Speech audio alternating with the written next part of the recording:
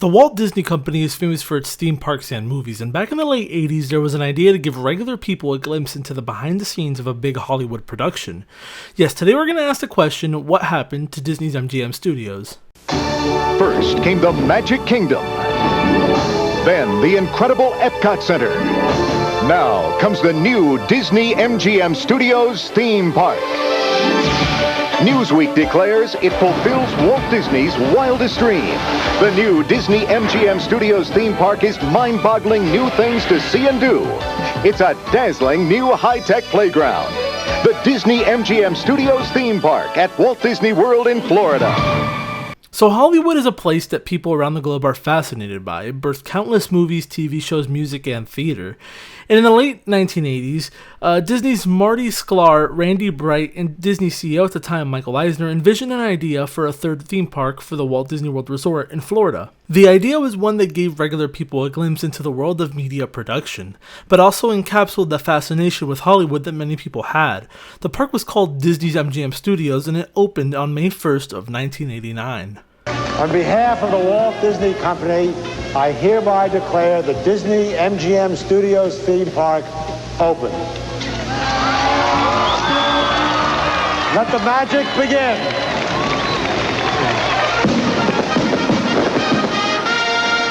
On May 1st, 1989, the park opened to the public.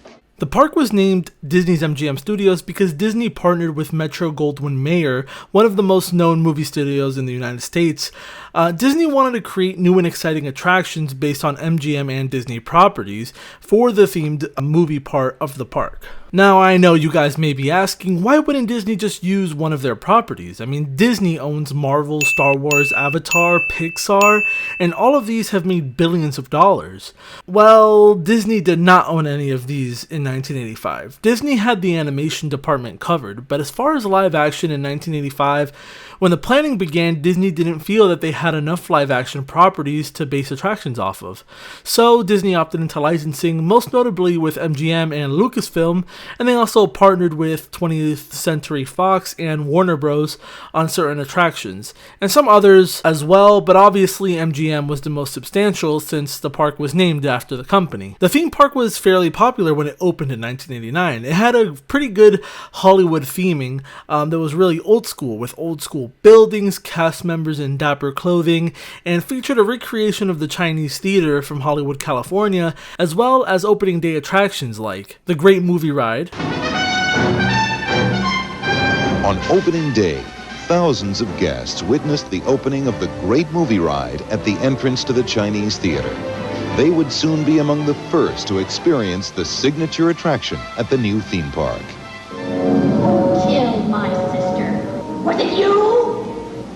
The Great Movie Ride is a spectacular tour through the greatest scenes of some of the most beloved American movies ever made. That's some mighty tough territory you're heading into, Pilgrim.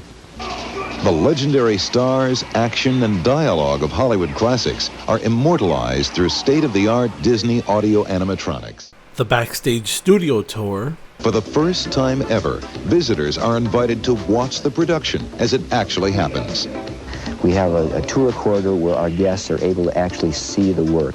That's never been done before. It's that blend between the tour function and the production function, but everyone is committed to achieving both goals. So far, we've been extremely successful in creating the blend. They also had the Magic of Disney Animation Tour. As they pass through the portals of the animation studio, guests on the Backstage Tour gain admission to the heart and soul of Disney. Here, the illusion of life is born, as these artists create animation using highly specialized techniques which have evolved over half a century. The guests, meanwhile, are breaking new ground. Our foremost objective here was to create a real studio that the guests could come by and really see in operation, where we don't consider ourselves an attraction as such, although that's indeed what we are to the guests. We're a fully operational studio. We've opened our doors and let our guests come in and watch our artists at work, but what they're seeing is a real studio. The Monster Sounds show, which was hosted by Sony. This is the place where audience members get the chance to become Foley artists or sound effects engineers. A team of first-timers watches a film without sound effects Then, with devices as old as the talkies themselves, they add wind, rain, fire, and thunder to the mix. Timing is crucial to the reality of the picture. And the audience has the last word. Here we go. Oh, more sound. What do you guys think? The last opening day attraction was Superstar Television. It was hosted again by Sony in a 1,000-seat theater, and it was an interactive live show that recreates the production of some of TV's greatest shows using park guests as part of the cast.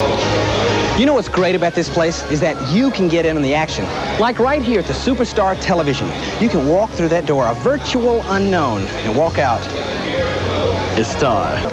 Through a process called ultimating, members of the audience get superimposed into a TV variety show and other classic television scenes, such as a situation comedy and a cowboy hero riding into the sunset. Anything's possible in Superstar Television. During the opening year, the park added 2 attractions from George Lucas films. Indiana Jones Epic Stunt Spectacular opened on August 25th of 1989, and Star Tours opened December 15th of 1989. But those were not opening day attractions again. They opened later after the park had already opened. But in all honesty, for the time, it was a pretty genius idea for a theme park. Disney's MGM basically didn't even need much marketing because it already featured popular properties that people already loved. So the crowds flooded in to see attractions based on movies and TV shows that they loved. And things were going pretty well for the theme park, but things were really shaky behind the scenes between Disney and MGM. Prior to Disney's MGM Studios opening, Disney was being sued by, guess who? None other than MGM themselves. Yes, Disney was being sued by MGM because apparently Disney violated the agreement MGM and Disney had made in 1985.